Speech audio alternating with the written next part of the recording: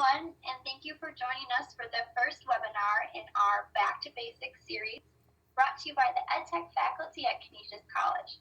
My name is Lauren, and I'm the Assistant Director of Graduate Admissions. Throughout the webinar, please feel free to ask any questions that you may have using the question box on your screen.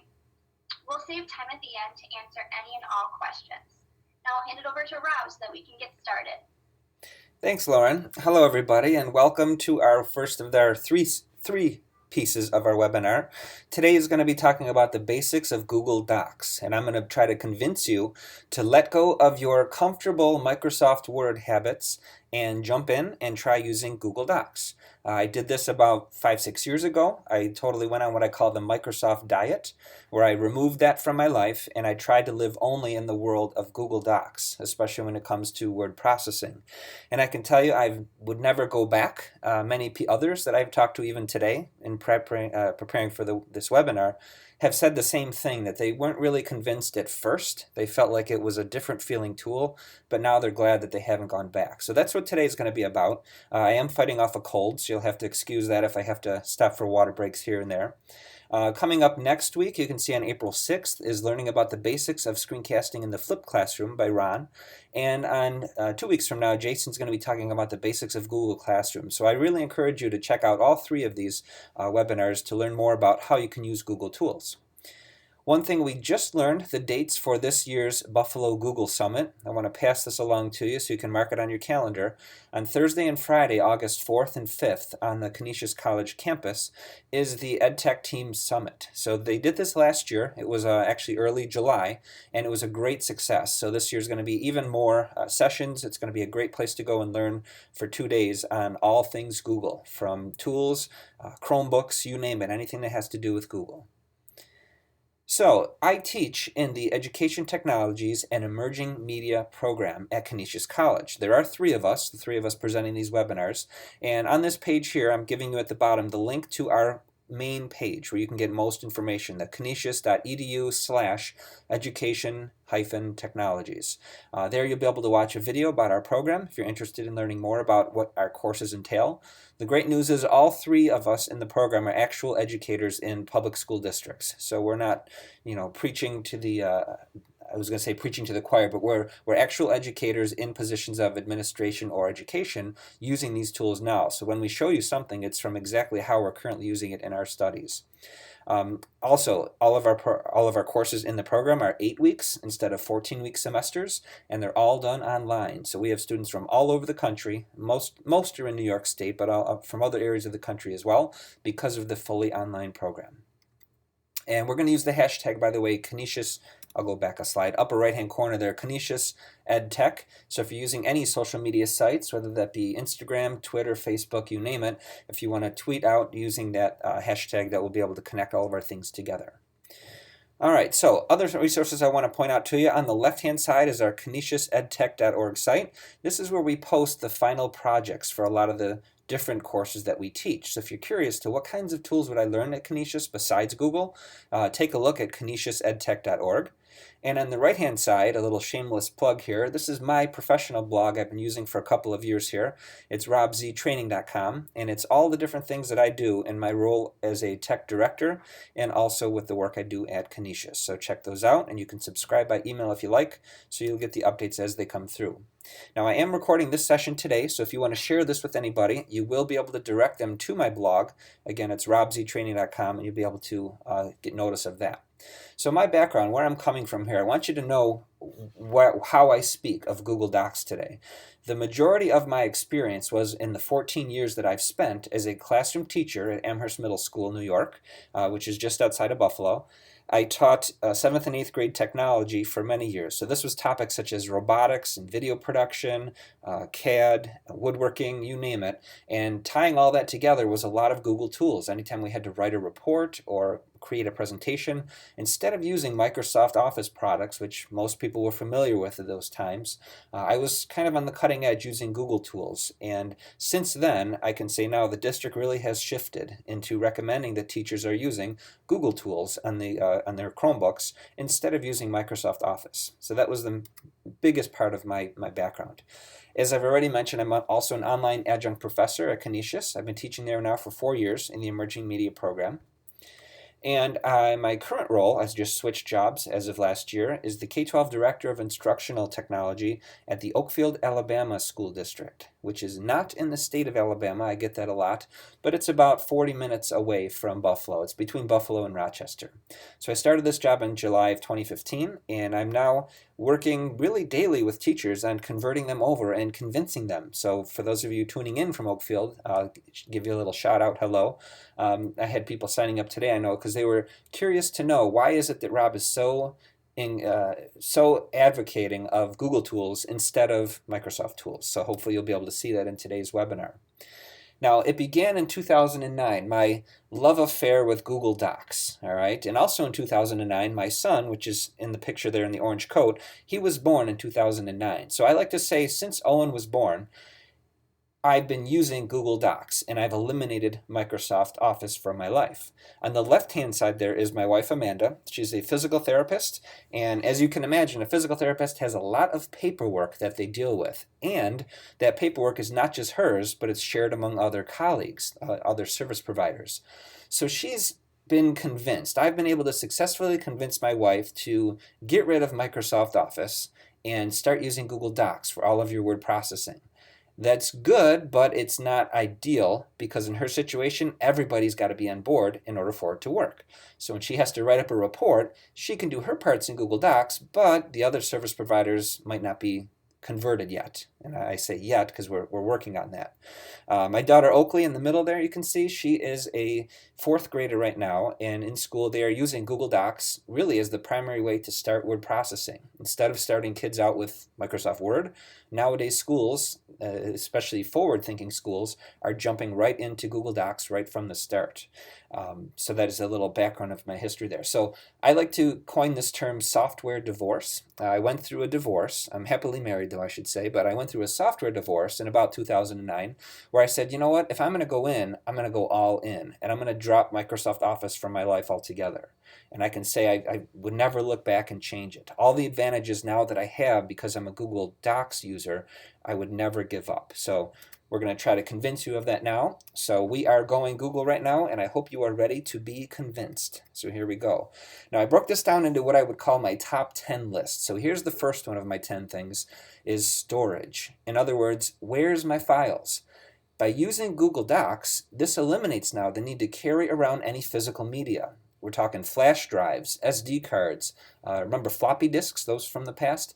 Hard drives, CD-ROM drives, anything at all that was considered physical media.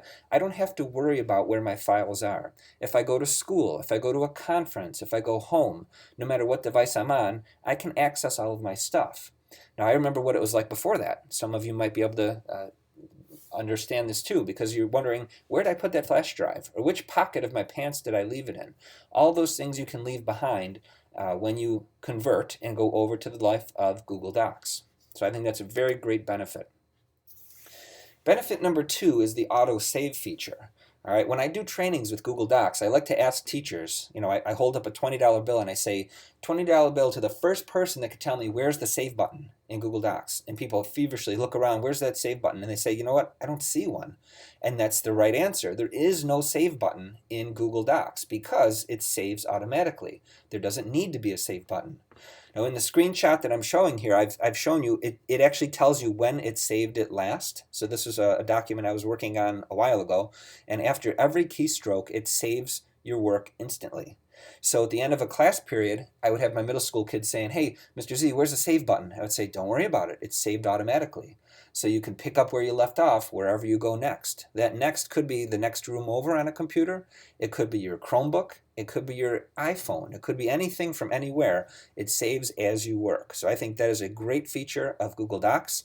And as far as I know, that does not exist with Microsoft Word. You have to remember to hit the save button. Now, benefit number 3 is what we call versioning. You can always jump forward or backwards in time. Think of this like a time machine. Now, the screenshot on the left I'm showing you is where you actually find it in Google Docs. It's in the File drop-down menu, and you go to See Revision History. Once you do that, now on the right-hand side, look at my screenshot, you'll see the revision history of all the changes you've made in that document. But wait, there's more. You're only seeing a screenshot of a document I was working on by myself. But what if I was working on this document with another person? It would show their changes as well, and they would be color-coded. Right now it's showing me as kind of a green color. Someone else in there would be blue, someone else would be red, and we could go through and truly see who spent time on this document. Now, as a classroom teacher, you might be thinking, that would be great for group work, because if Johnny, Sarah, and Jason all say that they worked on that slideshow equally, well, you have a way of going in and seeing who was logged in and who worked on it when. It's really great to see too, because maybe they're working during the evenings instead of during your class, and you can see who's putting in that extra time. Now, revision history, like I said, is like a time machine. So if somebody messes up a document, maybe they erased something, or they played a trick on you and changed all the font to something else, it's never a big deal because you can jump backwards and forwards in time anytime you need to. So I really like to say that it's impossible to destroy a Google Doc, whether it's on purpose or by accident. That's just something you don't get with Microsoft Word, where you're dealing with, do I have the new copy or the old copy, or which version do I have? This way it's always saved for you. On to benefit number 4. As I hinted before, you can use this across all of your devices. Now on the screen is images of what I typically use. I have a MacBook, and that's what I'm on right now, but I might be going home and using a different computer. I have an iMac as well. I have an iPad. I'm kind of Apple-centric if you haven't seen so, but I also do have a Chromebook, and I have a Chrome box, which is in the bottom left there. So across all these devices, no matter whether we're talking Windows, Mac, Android, Chrome, Asus, Samsung, you name it, you have access to all of your files. And today we're just talking about word processing files, but this also applies to your spreadsheets and also to your slideshows if you are using them as well. So it's great to be able to work across all of your devices and know that it's not storing on your device, you're just accessing the cloud from your device. So therefore, if one of your pieces of hardware got stolen or you lost it, not a big deal because the data is not directly on it. You have to be logged in, and you have the ability to change that at any time too. All right, so benefit number 5 now is collaboration. Some people think that I should put this as number 1 because really that's why people jump into Google Docs. The whole idea of collaboration. That means you don't have to be the only person working on that document. You can have simultaneous people working together at the exact same time on the exact same document. Now, not a big deal if you're both sitting next to each other in a computer lab, but this is more impressive if you're at school, someone else is at home, someone else is across campus, maybe even someone's across the country or the world. You can work live in real time on the document at the same time. So that's a really great thing. And the screenshot I'm showing you here is 3 different modes that you could be working in.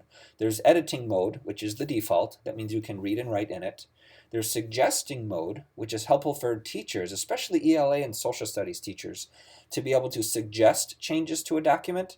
And that means then the owner of the document, namely the child, would hit I approve or I deny the changes. Now I do think Microsoft Word has something like that in there, but I feel like Google Docs has taken it to a step further with how they allow that to work. And then viewing the document simply is just to view it so no changes can be made. So collaboration is a great thing, and that's my benefit number 5. All right, moving on to benefit number 6, commenting and chat features. Now you're looking at a screenshot of one of my Canisius courses that I teach.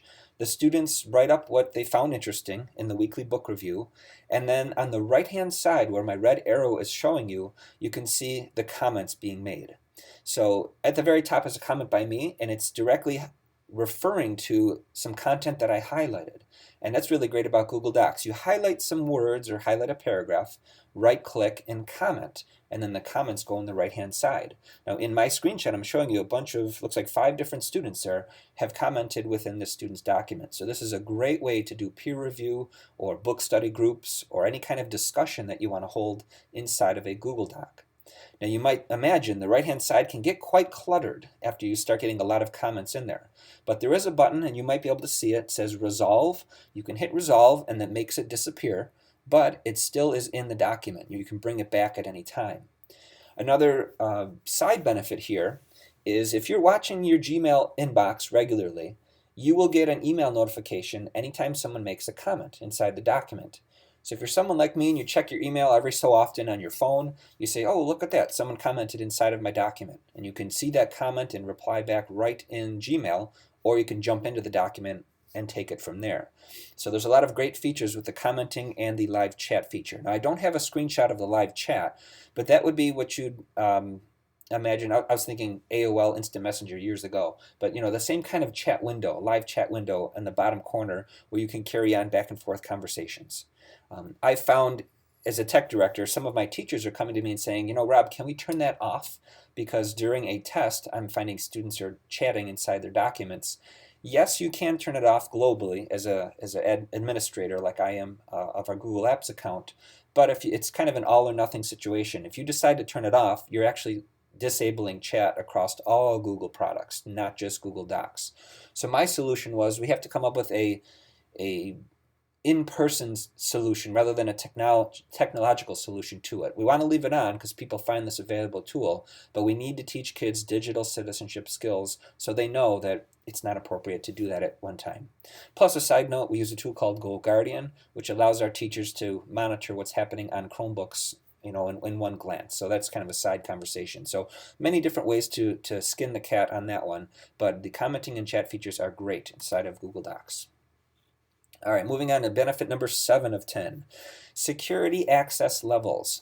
Whenever you create a Google Doc, it is private by default. All right, some people get nervous because they say it's Google, they're going to share my information, but understand that it is private by default. You have to actively go in and hit that blue share button to control who has access. So on my screen now, I'm showing you what it looks like in my school district. If you're a private user using it, not tied to a school, you won't see as many options in here. But when you're using it with an organization account like I am, with a Google Apps account, you have more ability on how you share. The very top of that list would be the most public, and the very bottom of that list would be the most private, and then there's levels in between. You can even do things now such as ability to restrict printing. So maybe it's like a spreadsheet of passwords and you don't want people to print that out. You can disable the ability to print a document. And now, as of about a month or two ago, something new added, you can auto-expire dates. So maybe you have a substitute teacher that's only going to be there for 2 months. You can automatically expire the sharing permissions right off the bat. All right, moving on. Benefit number 8, what I call living versus dead documents. And I have an interesting story to go along with this. At another district that I worked at, there was a teacher that shared out a document, but he wasn't really a Google Docs user. He was a Microsoft Word user. And what he did is he shared out a sensitive document, had some information in it that really was not meant to be seen by all, but being in the Microsoft Word group, he attached a Word document, hit on Gmail send, and then that's it. You can't call that back. And about 20 seconds later, he realized what he did, and he's like, uh-oh, how do I recall that? And unfortunately, there's nothing you can do. When you send a message in Gmail and you attach things, that's what I call a dead document. There's no changing it. It's dead. It's set in stone. That's it. But if he was using Google Docs, and this was a hard lesson to learn, it would have been a living document, meaning you're not actually sending an attached file. You're sending a link to a web page, because that's what a Google Doc is. It's a web page. So 20 seconds later, when he realized the mistake he made, he could have went and either changed that document or changed the access level to it or completely erased all the words in the document. You have ability to do that after the fact. So I like that fact that you can still modify things after you send them, such as last-minute updates, by having living documents versus dead documents. So that's really been a lifesaver for many people by moving to the world of Google Docs. I also wanted to mention here offline mode is now possible, because one caveat that first happened when Chromebooks became all popular was people said, yeah, that's great, but what if I have no Wi-Fi? What if my students at home do not have Wi-Fi? What if they're traveling on a bus and they need to type something and there's no Wi-Fi? Well, now you are able to do offline mode for your Google Docs. So that is possible to do. You just have to turn on the one setting, it's found in the settings area, to enable offline mode. All right, almost at the end now. Benefit number 9, you can have it both ways. I really like to say here, you can have your cake and eat it too. Because if you still want to live in the world of Microsoft Word and you're not ready to fully jump in like I did to Google Docs, not a big deal. Because you can open, edit, and save Word files using Chrome extensions or the app. You can also convert MS Word to Google Docs and Google Docs to MS Word. You can go back and forth. And there are many important export options available besides that. As you can see in the screenshot here, when you're in a Google Doc, you can say, hey, I want to export it to Word. I want to export it to a PDF. I want to export it as a web page. You have all those different options to import and export. So it's really not an all or nothing situation. You can jump in a little bit at a time, and then once you get comfortable, decide which format you want to store your files in. I do have to say though, and of course you may say I'm biased, I really think jumping fully into the Google Docs to the Google Docs pool is the way to jump in and go for it. All right, number 10. Benefit number 10, I saved this to the very end. All this sounds great, but what if I said, well, this will cost you $500 a year, or $100 a year, or would you pay $20? Well, believe it or not, zero cost. Now, it comes with a little bit of a catch here. All right, for us that are in the education world, in K-12 or higher ed, if you're using Google Apps for Education, it truly is free and unlimited storage. All right, there's no cost whatsoever. If you're not, if you're in the private sector, or you just want to create your own personal account with Google, you can do that. You get, I believe, 15 gigabytes of free storage, which is plenty, to be able to use that at no cost. The way that Google makes their money is through advertising. It's through selling ads on Google searches.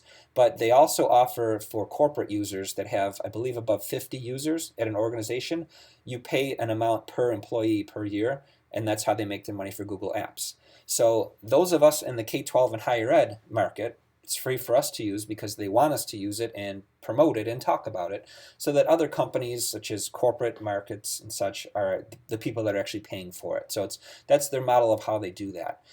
If you are a school, they also offer you 24/7 support, no advertisements, and the data is yours. And I learned this recently, that the data is stored only on US data centers, because if a breach or a request was made to obtain data, because it's in the United States, US laws apply. Data that's stored for personal Google accounts is in data centers all over the world, and that is different in terms of what legal rules apply in different countries. So there is a whole lot involved in that, because I know a lot of administrators especially that are not using Google Apps at their schools have questions about that, about privacy, about where data is stored. You do need to understand that the flavor of Google for schools is different than the flavor of Google for personal accounts. They don't search your email contents and then advertise to you based on that. That's what happens in personal accounts with Gmail. School accounts, there is no advertising, and the data is not collected in the same fashion. So I hope that alleviates any concerns over security and privacy concerns when it comes to schools that are using Google. All right, so to wrap things up here, I hope that you are convinced after seeing my top 10 things. Realize I could have made a top 100 things list, but I had limited time in today's webinar, so I just narrowed it down to what I would call my top 10 for that. Just a reminder here, just like I said earlier, August 4th and 5th, save those dates on your calendar. We'll have more registration details coming soon for the Google Summit, sponsored by Canisius and the EdTech team.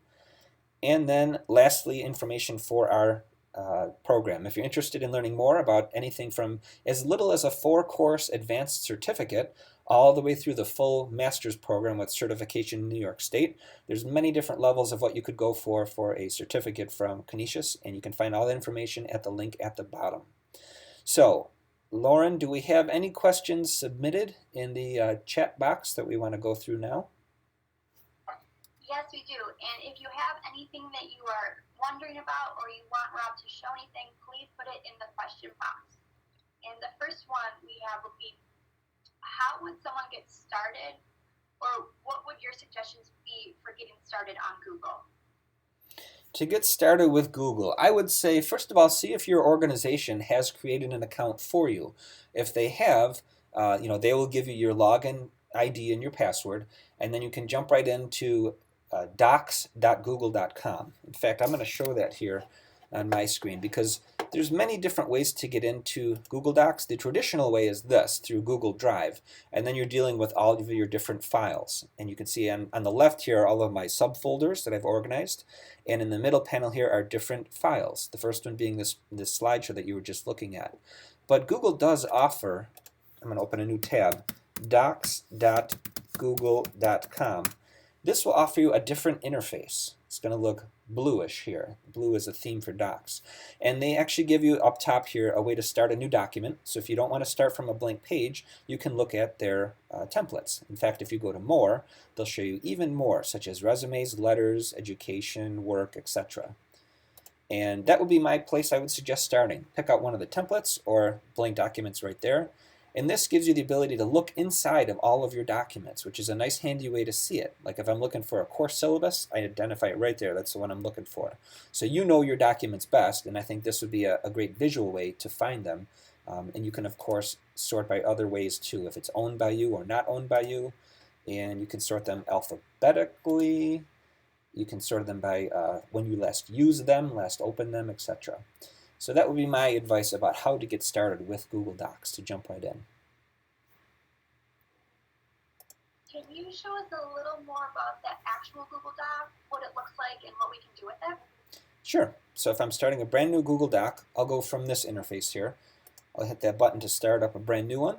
And when it first opens, you're going to see up at the top it says Untitled Document. It's going to try to suggest to you that you change it. You don't have to, but I like to do it. So I'll call this my demo 123. And then now I'm looking at a blank sheet of paper where I can start typing in my words. Pretty much the same thing you would see as if you were using Microsoft Word.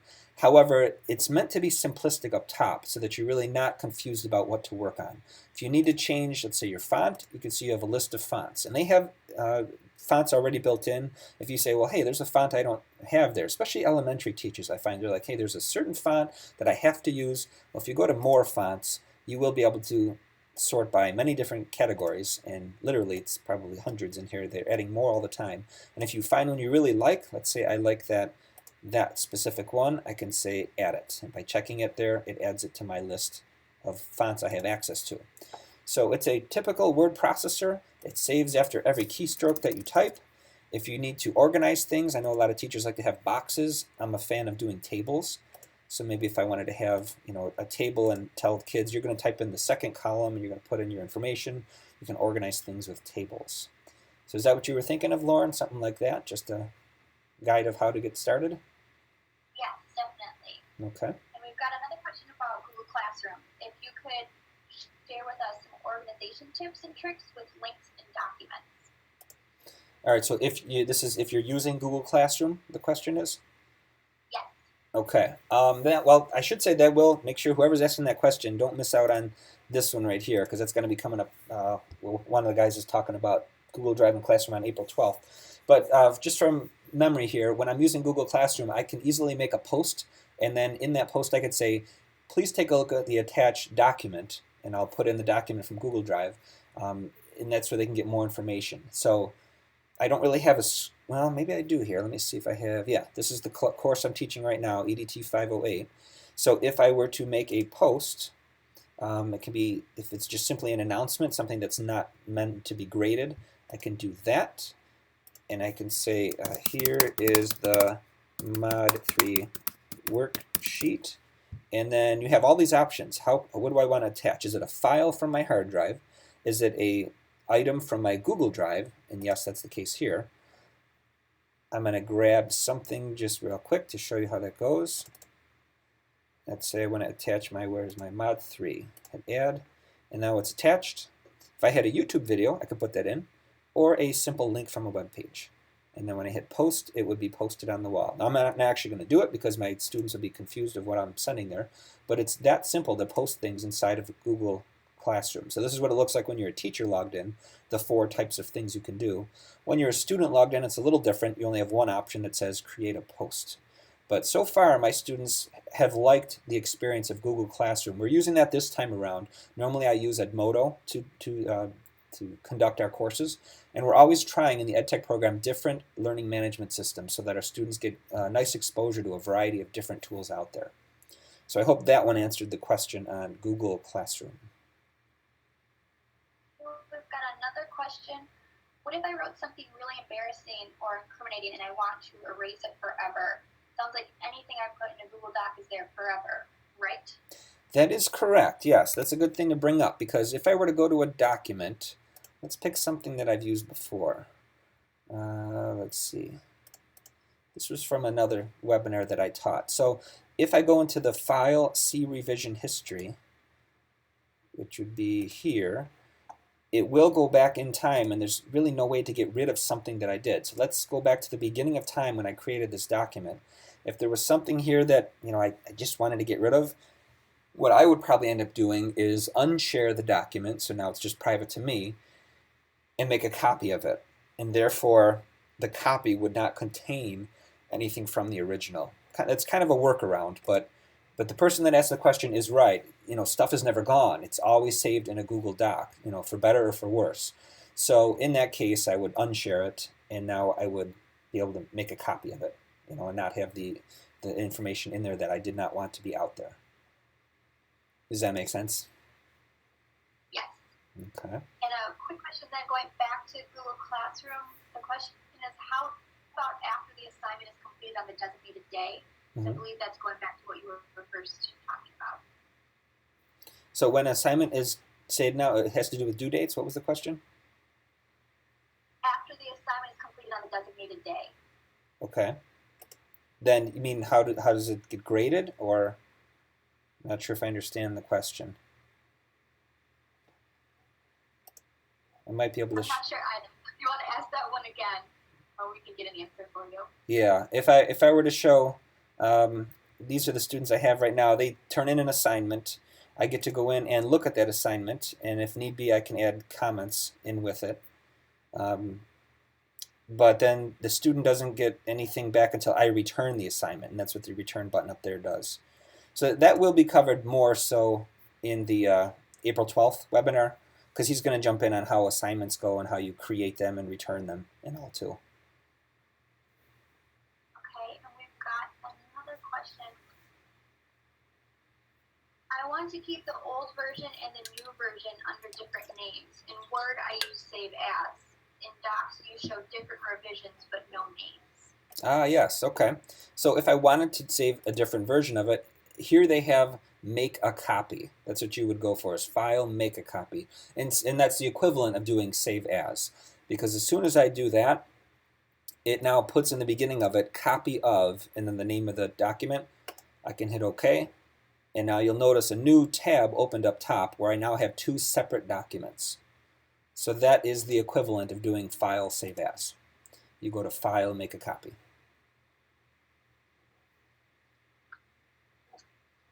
Another question would be, how do other people access your documents? Okay. If I wanted to share this with somebody, I would go up to the blue button up in the upper right-hand corner that says Share. And I would put in somebody's name. So let's say I'll put in my other email address, which is going to be me here. And then I say Send. Now what that does is it sends an email notification. So the person gets an email that says, Rob has shared this document with you. All right, but what if they don't check their email? There's another way to get to it. If they don't check their email, when they're in Google Drive, they do have the ability to go down to the area that says Shared with Me. And these are all documents that have been shared with me that I do not own. Somebody else owns them, but they've been shared with me.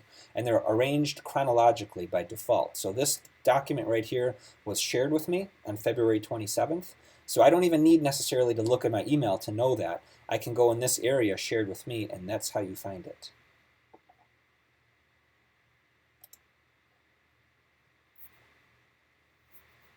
Where was that original share that you showed?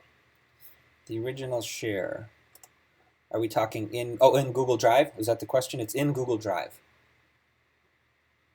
So you would go to drive.google.com, and then on the left-hand side is your navigation. I'll collapse mine so the list is not so big. So on the left-hand side, everybody has a category that says Shared with Me. And these show you all the documents that have been shared with you. Now, an interesting side note, teachers will say, well, I don't want all these things here. I want to delete them. They bother me because they're just listed. But if you delete these, you're going to get more things shared with you. In other words, you have no control over what people are sharing with you. So you just understand that when someone shares something, this list is just going to grow, and it's going to be, I could keep scrolling this, and there is no bottom. It just keeps going for many years, back 2010. So these are all items that others have decided to share with me. Doesn't necessarily mean that I want them. I can just ignore them. But if I did say, you know what, I really need this document right here, I'm going to move this, and I like to right click on things. So I'll right click and I'll say add to my drive. Now what that just did is it put it in this area, the my drive, and there's proof of it right there. Put it in right there. So that's me taking ownership, not ownership, but I should say me saying that's an important file. I want access to this shared document, so I'm going to claim it and put it into my drive. They also let you drag and drop. So if that's another one I wanted, I could drag it and say, you know what, that's an event, and that I want to put in my ISTE folder. So I'll drop that right in there. So it's nice to be able to do that, the drag and drop. You can pull things out of Shared with Me and make it part of your permanent collection in my drive. So I hope that makes sense, because sometimes that's a little confusing for people to understand the theory of how that works. People share stuff with you, and then you can decide where you want to put it in your organization. And can you just go back from the Google Doc and show where you shared that from? Yes, so inside of a Google Doc, in the upper right-hand corner, you're going to have the blue button. In fact, this one I did share already. Notice it has the little globe symbol on it. So when you click on that, you're going to get this interface that tells you, in this case, anyone on the internet can find and view. If I say, you know what, I don't want that, I can change that. I could say anyone with the link can edit, comment, view. There's even more, because you can decide, I'm going to turn this off, and I only want me to have access to it. Only myself has access. So that's where you access in the upper right-hand corner. It is also found under the File drop-down menu, first one right there. So that's another way to get to it. And if you don't even want to open the document, you can, for example, find one like this. You can right-click on it, and you can share directly from here within Google Drive.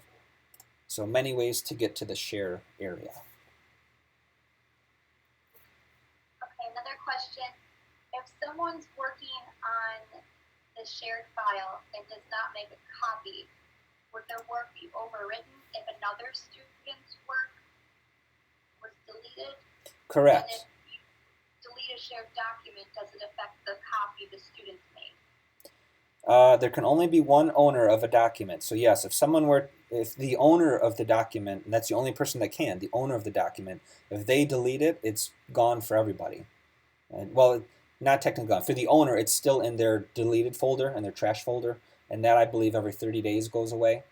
But the first piece of that, like you said, if someone typed over somebody else's work, it would write over it because there's only one document. However, the good news is, if they did that especially by accident, you can go to See Revision History and you can jump backwards in time and say, you know what, I want it how it was 2 days ago. I want that one instead. So it's never the end of the world. You can always jump back in time and restore it to a previous version.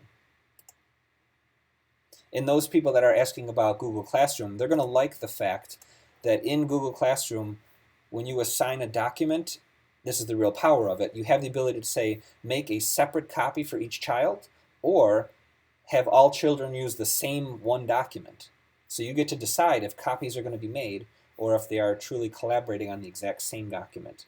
That really is one of the biggest reasons why people use Google Classroom. Think of it for document management. It manages all the sharing permissions and making copies and titling the files with the student's name in the title. It does all those nice things automatically for you.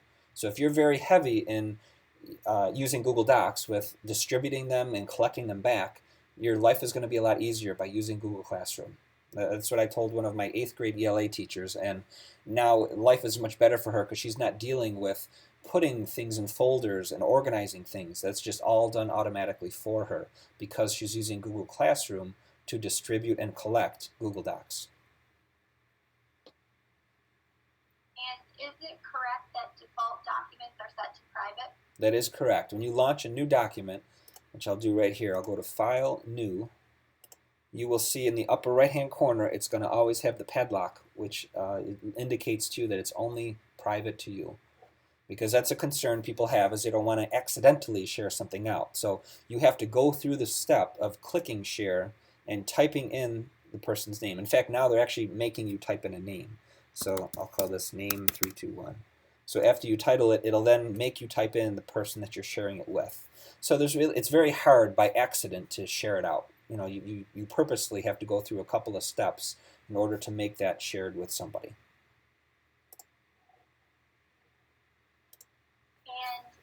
question about when you log in, how do you get started so that you can use the Google Doc or the Google Drive? And you would have to log in with your Google password as well. Correct. You're always going to have to log in because it has to. You have to be a logged in user to create Google Docs. So I can simulate that now. If I were to open up, let's say, a brand new window here where I'm not logged in, I like to tell people go to, I go to Drive, drive.google.com. It's always something.google.com. And in this case, I'll go to drive.google.com. At that point, it'll prompt me to log in with whichever account I'm using. Once you're logged in, it's then going to look like this. It'll look like this, and then you can hit the new button and you can say I want a new Google Doc. It'll be the blue one.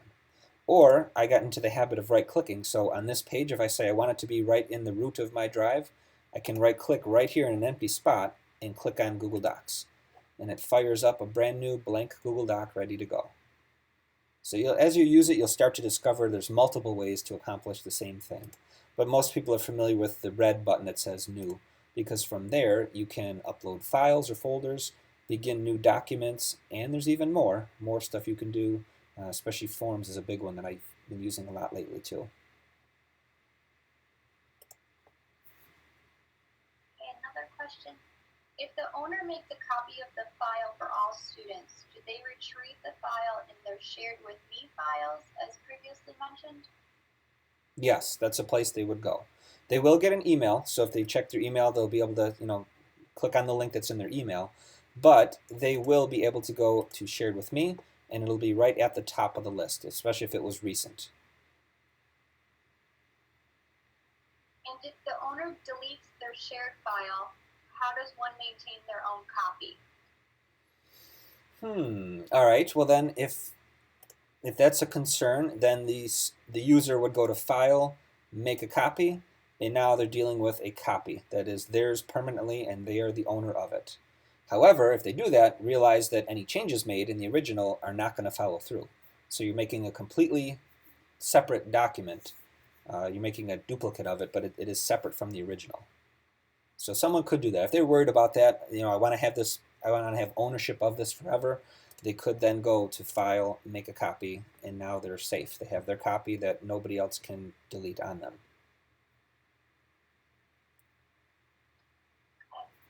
If someone has two Google email accounts, would there be a drive for each account? Yes, there is, and that can get quite confusing. In the upper right-hand corner, in the little drop-down area, I could go right here to Add Account, and then I would be able to pick from which account I want to use. But in order to avoid confusion, what I like to do is, this is a feature of the Chrome browser, is do the user control. In the upper right-hand corner, I can go to Switch Person, and right now I can choose between 4 different Google accounts that I typically use, and that will end up opening, like in this case if I pick the Canisius one, it'll then it'll log me in with that account. So it can get a little bit confusing. I know some teachers use their personal account at school and their school account at school. So if that's the case, use the feature of Chrome that lets you decide which person you want to be. That way you're not having to worry about looking up here in the corner and seeing which account is logged in. That's a good question though. Okay, another question. How do I share a Google Doc with someone who doesn't have a Google account? That's a good one, especially parents. If you're going to share out a document that you want all parents to see, there's no guarantee that they're going to have a Google account. So when I share something in that case, I'm going to click this time on Advanced down here in the corner, and I'm going to change it to either the top one or this one. This one is anyone with the link. That means anyone who has the link can access it, no sign-in required, so no account is required. So by me doing that, this link, which you can see send it out different ways here, that's accessible by anybody. It's essentially getting them to a web page. It will not prompt them to log in. They'll be able to look at the document as a read-only. And in fact, I'll prove it. I'm going to copy that now, and I'm going to launch a new window here where I'm not logged in at all. So this would pretend I'm the person, at home looking at this. This is what they would see. It comes up, here's the document, but notice we have a limited feature set up here. It says view only, and over here it says sign in. So that shows you that nobody is signed in, but anybody in the world that puts in that link, it's a long link, will arrive at this page and they can look at the document. They can't make any changes to it, but things like the links still work, so it's convenient to share it out like this. And that's typically what I will do when I'm not sure if my audience is going to have a Google account. I'll share it out in that fashion. In fact, I can show you one more thing too. All of your Google Docs have the ability to go to this, publish to the web. And what that will do is give a different looking, I'm going to copy it here. It'll give a different looking appearance. Like you saw a couple seconds ago, it actually still looked like a sheet of paper. But now this Google Doc doesn't look like a sheet of paper anymore. It's all of the information on a web page. And this is good if you might have, say, hundreds or thousands of people looking at the document. It loads up very, very quickly. It's simply a web page, and it does not look like a sheet of paper. Whereas if you were to do, let's see what I did a moment ago there, if I went to that, copied the regular link, and now I'm a person without a Google account, I look at it and I see, let's see, it's taking a little bit of time here to load, hit edit. It's going to show up to them like this, so it does look like a sheet of paper. But again, they're not signed in, they can't change anything about it, they can just simply view it. So that is helpful to know as well, because you're right, the audience you're sending your documents to, if you just want them to see it, you don't know if they have a Google account or not. You might as well set the settings like I did there so that anyone in the world with the link can view it. Now this is what we would consider semi-private. Yes, anybody that has that link can get onto it, but it's a very long link. This is like finding a needle in a haystack. You're not going to find it with a Google search or guess the link and magically arrive to it. You'd have to be provided that link by somebody, because it's a very long link. So they call that security by obscurity. It's kind of like semi-private, if you will. Just like a YouTube video that might be listed as unlisted. You can get to it if you have the link, but you can't search for it or stumble across it. So that was a lengthy explanation, but I hope that made sense. Can you show and explain a little further the comments tool? Yes, we can show that. That would be, I have a couple people on this right now, so this may or may not work. Let's say I wanted to talk about this right here, this piece. Notice when I highlighted that on the right-hand side, this little button comes up. That's for convenience. I could jump in and say, are you sure about this part? And of course, spell it the right way. And then we hit comment. So that leaves a comment in the right-hand side. When I click on this text here, it makes it pop up. So it ties it in nicely. Then somebody else could jump in. Let's imagine I'm someone else and say, sure, looks good, reply. And it keeps a threaded conversation going. So this could be, a very lengthy threaded conversation.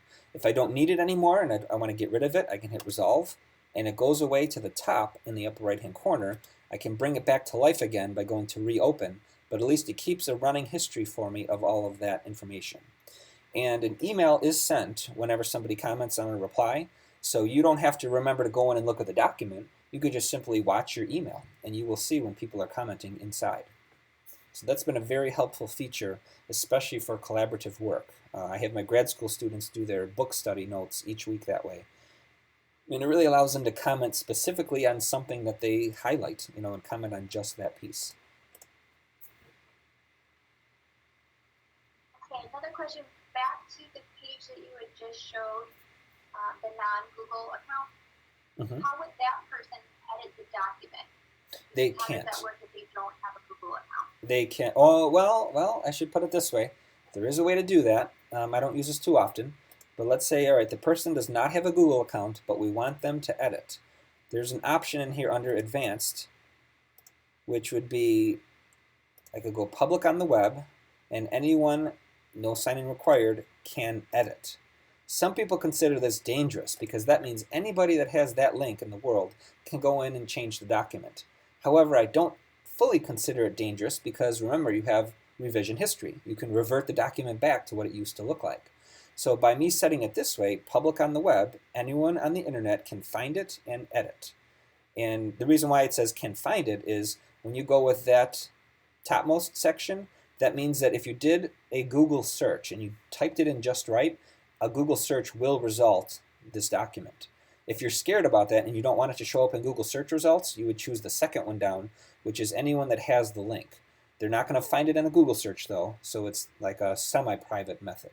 So that is possible. You don't even need a Google account if you have it set up like this, because anyone then can edit. And those are the 3 levels too of what someone can do with the document.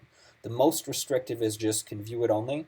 Then you have can comment, which gives them a little more permissions, and then can edit makes them truly be able to edit just like the owner can edit. Would this mean that they could post comments anonymously?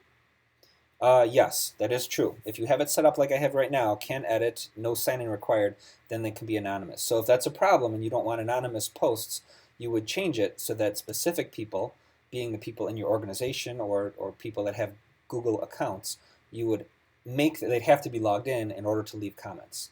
So if that's a concern and you don't want to have anonymous comments left, I would suggest having it set up that way, where someone has to be logged in order to do that.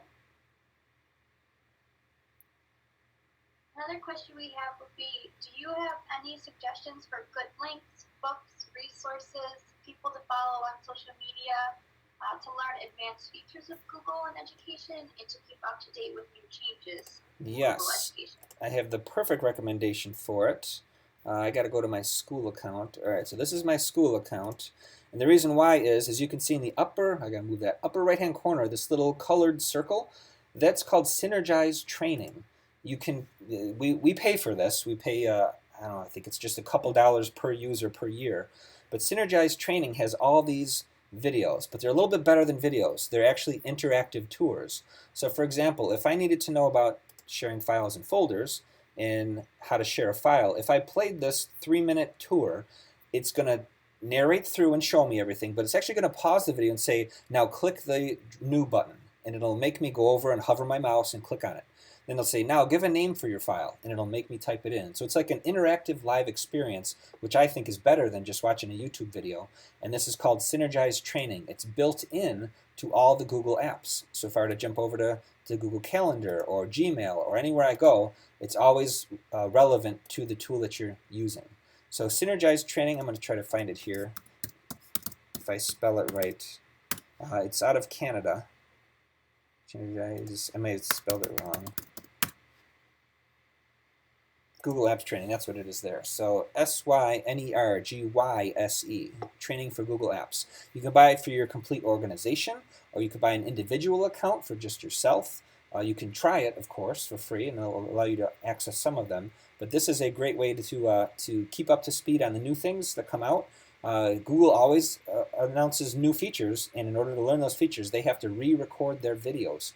And they will do that within a week or two of a new feature coming out. So this company, that's all they do is just record and re-record videos to keep you up to date on Google Apps Training. So I really highly recommend this one to look at, especially if you're in a school district. It was a great way here at Oakfield for us to get the teachers on board with it, because they know if they're stuck, they can just search for a word. If they need to know, like, how do I print a document, they can search a word, and then most likely the video is going to come up and show it there. I even have the ability to add in my own videos in this collection, which I will be doing one of these days, so that it's Rob Z's videos along with the Synergize videos in this nice chapterized way. There's analytics as well, so after you watch something, a little check mark goes in, and if a colleague needs to be seeing a video, you can hit the share button, and it'll copy the link to the clipboard, and I can send an email to somebody in the next office and say, check out this video. It'll teach you what you're asking about. So Synergize Training I would recommend. Okay, do we have any more questions? Make sure you ask them in the questions box.